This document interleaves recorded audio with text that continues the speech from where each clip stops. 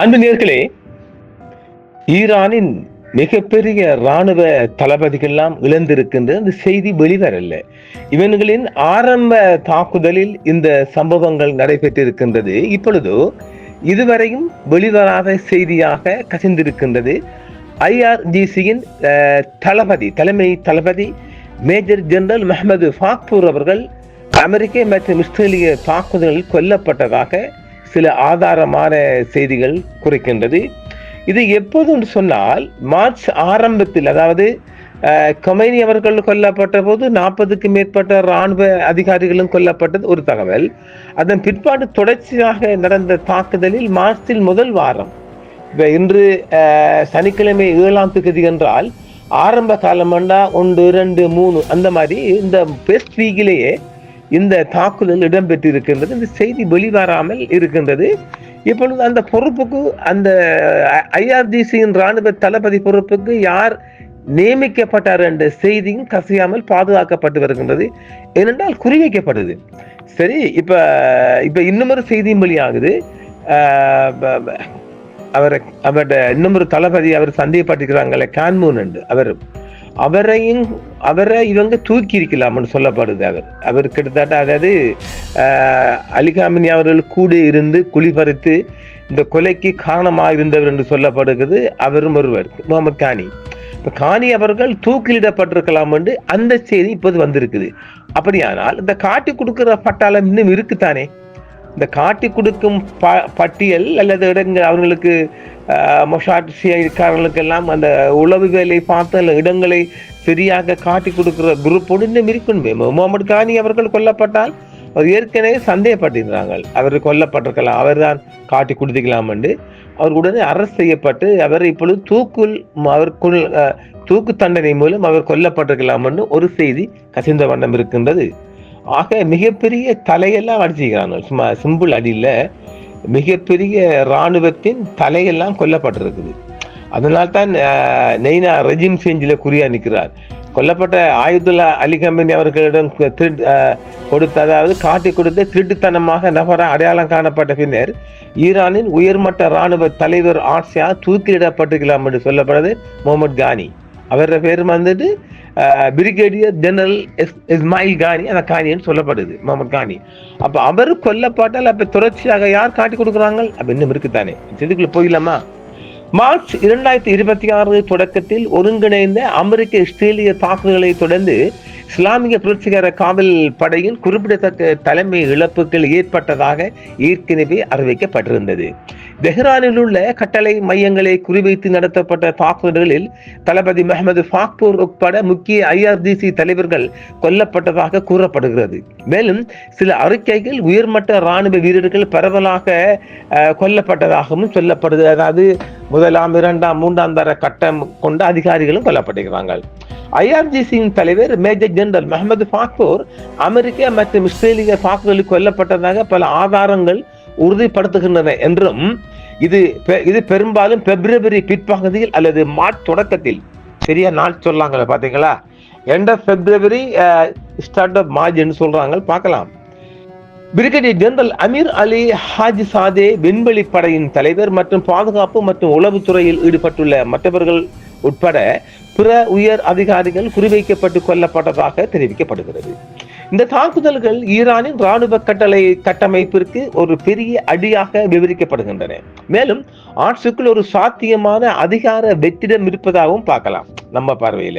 இந்த நிகழ்வு மார்ச் 2026 தொடக்கத்தில் இருந்து வந்த அறிக்கைகளை அடிப்படையாக கொண்ட வேண்டும். மேலும் நிலைமை வேகமாக உருவாகி வருகிறது என்றும் சொல்லப்படுகிறது. பல வாரங்களாக அதிகரித்த பதற்றங்கள் மற்றும் சாத்தியமான இராணுவ நடவடிக்கை பற்றி எச்சரிக்கைகளை தொடர்ந்து ஒருங்கிணைந்த தாக்குதல் நடத்தப்பட்டது என்றும் இஸ்ரேலிய அதிகாரிகள் சொல்றாங்களாம். யார் கொல்லப்பட்டனர், இப்போது ஈரானுக்கு யார் அந்த இடத்துல யார் பொறுப்பாக இருக்கிறார்கள் என்பது மறைமுகமாக இருப்பதாகவே சொல்லப்படுகின்றது.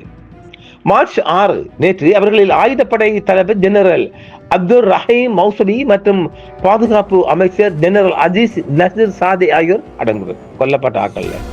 கமேனி இறந்து விட்டதால் ஈரானில் யார் பொறுப்பேற்க உள்ளனர் என்ற ஒரு சக்தி வாய்ந்த கடுமையான ஒரு இராணுவ போராட்டம் அங்க நடக்குதாம். அதாவது அவங்களுக்குள்ள ஒரு போராட்டம் மாதிரி.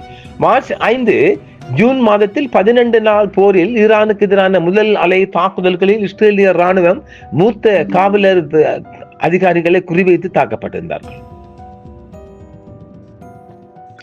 ஈரான் மீதான ஒரு வார தாக்குதல்களும் அதன் உச்ச தலைவர் மற்றும் மூத்த தளபதிகள் கொல்லப்பட்டதும் ஈரானை நெருக்கடியில் ஆட்டியுள்ளது. இப்போது யார் பொறுப்பில் உள்ளார்கள், அவரது இடத்தை யார் எடுக்க முடியும் என்ற கேள்வியும் வந்திருக்கின்றது. ஆரம்பகால வான்வழி தாக்குதலில் 40 உயர் இராணுவ தளபதிகள் கொல்லப்பட்டதாகவும் சொல்லப்படுகின்றது. அதன் பிற்பாடு கொல்லப்பட்டாரா என்ற சந்தேகம் வருகின்றது.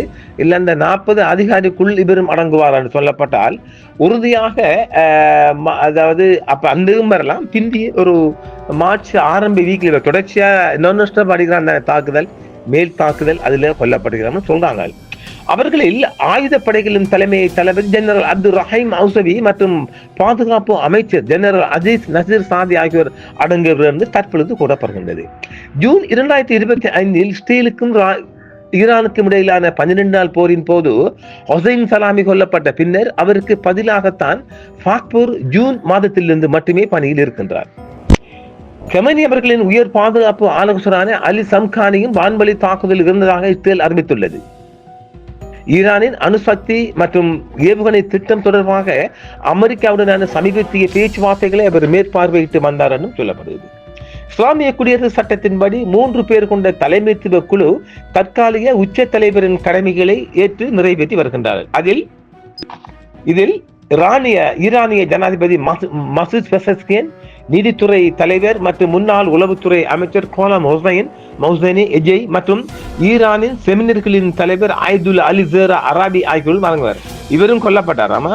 அவரும் ஈரான் உச்ச தலைவர் மகனா இருந்த அலிரஸ் அராபி அவரும் கொல்லப்பட்டன்னு சொல்லது. அவரும் இன்னும் வெளிவந்த தகவல் இல்லை. தேசிய பாதுகாப்பு கமிட்டி செயலாளரும் கொல்லப்பட்ட உச்ச தலைவரின் உயர் ஆலோசகருமான அலி லாரிஜானி முக்கிய பங்கு வகிப்பார் என்று சொல்லப்படுறது. இப்போ அவர் தான் நாம் ஏற்கனவே சொல்லிக்கிறோம் அலிஜானி குறிவைக்கப்பட்டிருக்கிறார். மொஸ்தபா கொமைனி மகன் 56 வயசு மகன் குறிவைக்கப்பட்டிருக்கிறார். இவங்களோட பாதுகாப்புல ஓட்ட இருக்குல்ல, அப்பெல்லாம் இங்க இன்னரும் அவனை எலிமினேட் பண்ண வாய்ப்பு இருக்குது. அலிஜானி முக்கிய பங்கு வகிப்பார் சொல்லப்படுது. இவர் தான் இப்ப பாதுகாப்பை வழி நடத்துகின்றது அலி லாரி ஜானி. நாட்டின் சட்டத்தின் கீழ் தெரிவு செயல்முறை விரைவில் நடக்க வேண்டும் என்றும் மேலும் ஒரு முடிவு விரைவில் வரும் என்றும் நம்பப்படுவதாக ஈரானிய வட்டாரங்கள் தெரிவிக்கின்றது. புதிய உச்ச தலைவர் எதிரி தாக்குதலிருந்து முடிந்தவரை பாதுகாப்பாக இருக்கிறார் என்பதை சட்டமன்றம் உறுதி செய்யும் வரை அறிவிப்பை நிறுத்தி வைக்கலாம் என்றும் சொல்லப்படுகின்றது. தேர்ந்தெடுக்கப்பட்டவர்களை வேட்டையாடுவதாக இஸ்ரேல் உறுதியளித்துள்ளது. நீங்க யாரை நியமித்தாலும் நாங்க வேட்டையாட பண்ண உறுதியா சொன்னான் என்றால் அவனுக்கு ஒரு தரமான பலமையான மிச்சம் நெருக்கமான வெரி க்ளோஸான ஒரு பார்ட்டி ஒன்று அதுக்குள்ள இருக்குது. யாரு? உளவாளிகள். அதை பார்க்கணும் முதல்ல. அதை இப்ப மறைச்சி வச்சுட்டு அவனை தேடி பிடிக்கணும் முதல்ல. அந்த நெட்வொர்க் அறுத்தா தான் இவங்களோட பாதுகாப்பு உறுதிப்படுத்தப்படும். உச்ச தலைவர் அரசியல் மற்றும் மத அதிகாரம் கொண்ட மூத்த நபராக இருக்க வேண்டும் என்றும் கமெனி அவர்களின் அதிகாரம் பெரும்பாலும் நெருங்கிய ஆலோசகர்கள் மூலம் பயன்படுத்தப்பட்டது. ஆனால் எத்தனை பேர் உயிர் பிழைத்தார்கள் என்பது தெளிவாக தெரியவில்லை என்றும் மேலும் அவர் ஒரு வாரிசை பெயரிட்டதாக ஒருபோதும் பகிரங்கமாக எந்த பதிவும் இல்லை என்றும் சொல்றாங்க. முஸ்தபா கமெனி தனது தந்தையின் அடிச்சுவடுகளை பின்பற்றலாம் என்றும் அவரது மகன் முஸ்தபா கமெனி முன்னிலையில் இருப்பதாக வலுவாக நம்பப்படுகிறது என்றும் மேலும் நீண்ட காலமாக சாத்தியமான வாரிசாக கருதப்படுகிறார்.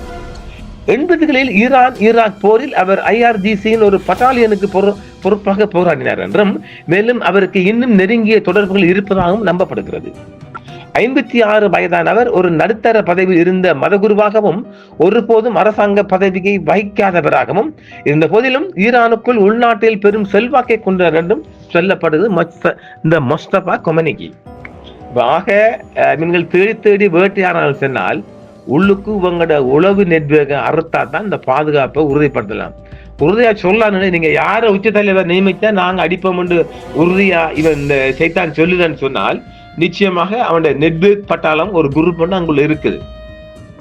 நாம் பலமுறை சொல்லுவது பெண்கள் ஒரு அறிவுபூர்வமான ஆக்கலண்டா இந்த உளவிலையும் பாதுகாப்பிலையும் போதாது.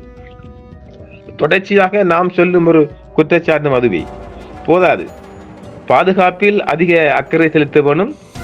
பாதுகாப்பு விடயங்களில் அவங்களுடைய செய்திகளை ஒரு முக்கியமாக 2 பேருக்கு தவிர வேறு யாருக்கும் அங்க சொல்லக்கூடாது. அந்த 2 பேருக்கு நாங்க சொல்லிட்டு எங்களுடைய இருப்பிடங்களை எல்லாம் மாற்ற வேண்டும் இல்லையா?